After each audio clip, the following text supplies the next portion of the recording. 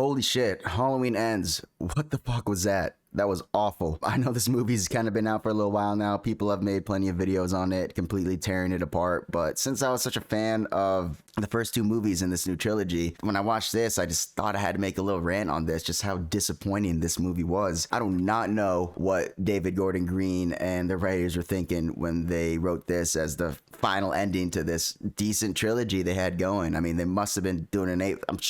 I'm sure the idea sounded good when they're on an 8 ball of coke writing this thing, because they must have been. That's the only explanation I can think of to why they thought this would be a good ending to this movie. But before I go into anything else, yes, there's gonna be spoilers. If you haven't watched this movie yet, do yourself a favor, watch the last like 20 minutes of it or something like that. That's the only decently good part that's even like connected to the last two movies, I would say, that makes sense. So yeah, in this one we end up having Michael Myers as kind of like a side character to his own movie. It takes place, I think, 4 years after the last one, when he's kind of disappeared. And I get what the director was going for here and stuff, where the town is kind of cursed by by Michael Myers. Like, this, the thought of him, it's kind of turned this town and everyone against each other to an extent. And it's like the town's kind of cursed, you know what I mean? Which is not doing too well. And it's all because of these multiple killing sprees that Michael Myers has gone on and then has disappeared. And the town needs a boogeyman and stuff like that. So they need someone to blame. And we open the movie with this kid, Corey Cunningham, who's just like some nerdy kid about to go to college, and he's gonna babysit this family's kid. And the kid he's babysitting ends up being all shit and locking him in the attic and trying to scare him. And when he finally breaks out of this attic door, he accidentally hits the kid and he falls off the rafters pretty brutally. I did not expect that, and slams in the ground and dies right when the parents are walking through the door. It was an accident, and I was like, okay, yeah, we're starting this movie off. This is gonna be a crazy movie. And then we follow Laurie Strode and the granddaughters, from the last movie. Laurie Strode's real daughter died.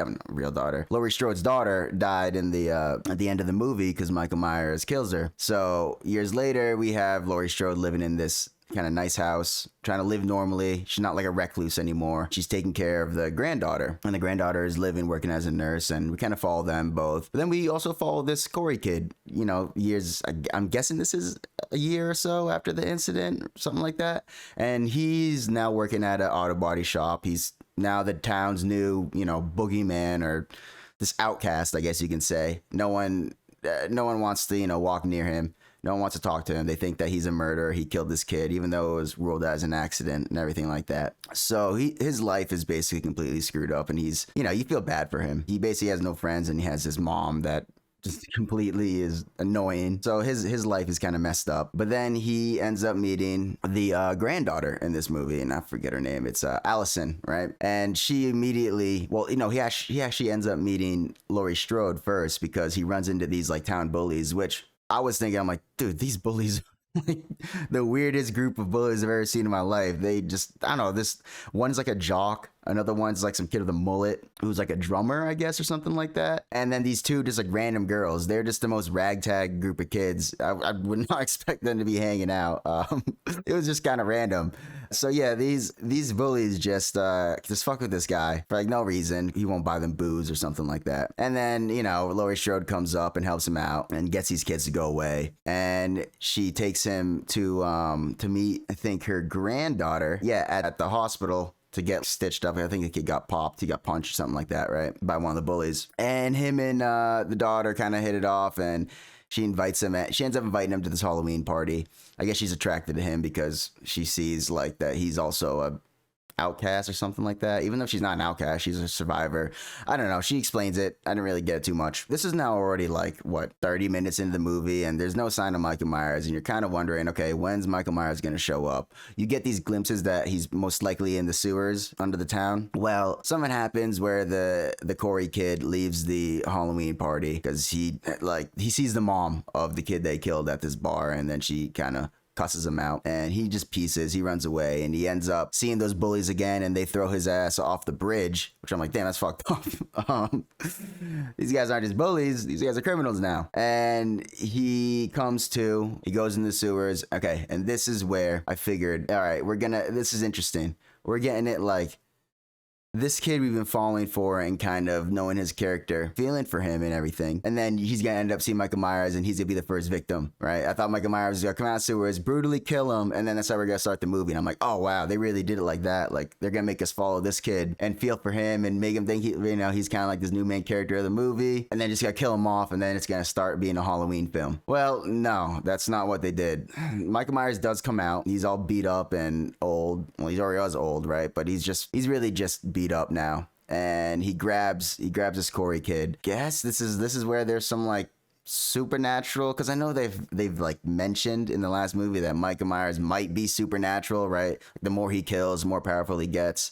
They've always kind of had some allusions to that. Yeah, we see this like flashback when Michael grabs him of the accident of that little kid dying when he was babysitting him, and Michael lets him go, and that's really it. The kid just runs away. The Corey guy just runs away, and then after that, I guess he changes, right? Like it's like Michael like transferred his energy into him or something. I don't know. It's really dumb. It doesn't make much sense at all. It's not like explained more. They don't try to dive deeper into it much at all. It's just kind of like, okay, yeah, this is what happened. You know, there's someone that says they saw this Corey's kid's eyes now and it's a different person now. So then I'm like, oh my God, this is how the movie's gonna go, right? This kid's gonna end up being this new killer. That's what I was thinking, and something I didn't want to happen happened, and I was right. Well, this kid ends up kind of turning into the new Michael Myers. I guess we're supposed to agree with that. I mean, Michael Myers is still alive. Just let him go out and kill people.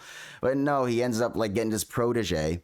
And the kid will go back to him and talk to him, try to figure out what to do, and then he becomes more of like a killer. It's so stupid. Of course, Michael doesn't talk to him at all. He just like stands there, and the kid somehow gets answers to why he needs to kill or something like that. So you can't forget during this too that the Allison and the Corey kid are starting this romantic relationship, and then he suddenly, we're supposed to think he's badass now because he took off his glasses and he rides a motorcycle now, and he tells her like, you were running away, but first let's burn down this whole town. Tell me that you want to burn it down.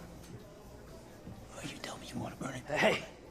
So he starts going on a killing spree, and I will admit, he does have some decent kills in there, especially when he ends up killing the those bullies. That was a good part. He had a couple good kills there. Where there's one where he used a blowtorch on this kid's face. The one where he stomped this girl's head in. I was like, okay, there's some nice bloody kills there. But it's just not Michael Myers doing it. But he ends up going and getting the mask before he goes on his most of his killing spree. He wears a stupid like little clown mask at the start, but then he eventually goes back and like beats up Michael Myers and takes his mask from him, and then he does the rest, which is so dumb. I mean, come on, it's Michael Myers. How you gonna sideline him like that? How you gonna make him a side character in his own movie and have this fucking stupid kid be the new Michael Myers? It's such a bad ending to a trilogy. And eventually Laurie Strode figures out that this kid's a killer. She can see it in his eyes, right? And he goes and tries to kill her. He ends up getting killed. Of course, who didn't suspect that, right? Well, he ends up killing himself in some fashion where he says that if he can't have the Allison girl, no one can. He cuts his own throat. I was like, okay, good.